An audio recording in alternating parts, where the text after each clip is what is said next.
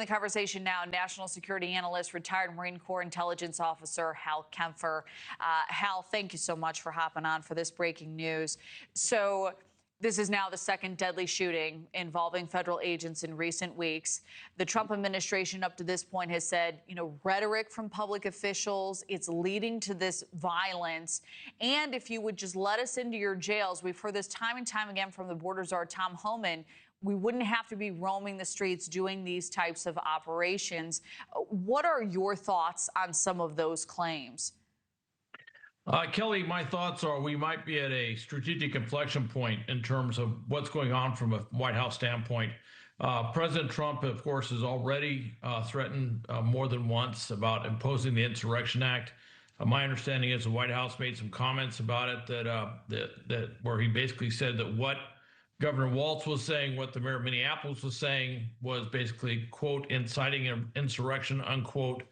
That sounds to me like the president is poised to potentially invoke the Insurrection Act, and that does change things. That would allow federal law or federal troops to actually be deployed to Minnesota, and with the Insurrection Act in place, they actually could do law and order activities, law enforcement activities on the streets.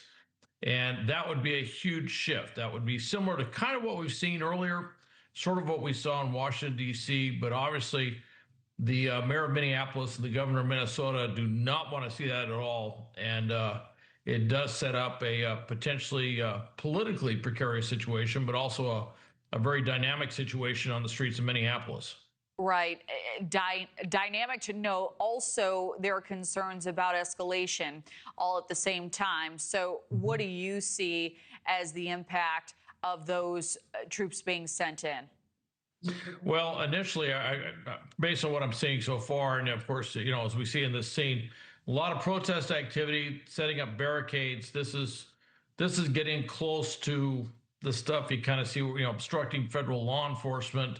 And that would be the legal predicate that the president would probably cite, the White House would cite for invoking the Insurrection Act. And if that does happen, you'll probably see a brigade, about 1,500 troops, the last what they said, a brigade of troops flying out from Alaska, from the 11th Airborne Division. And then there is the possibility the president could turn around and federalize either part or all of the Minnesota National Guard, which would deny Governor Walz the ability to even use the Guard, the Minnesota National Guard in his state if they're federalized. And I have no doubt that all of this will be challenged in court, but those are some things that could be done by the White House, particularly citing the invocation of the Insurrection Act.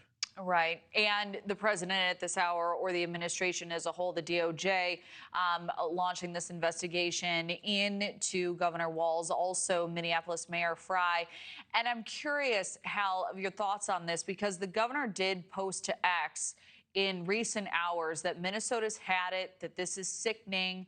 The president must end this operation, pull the thousands of violent, untrained officers out of Minnesota now.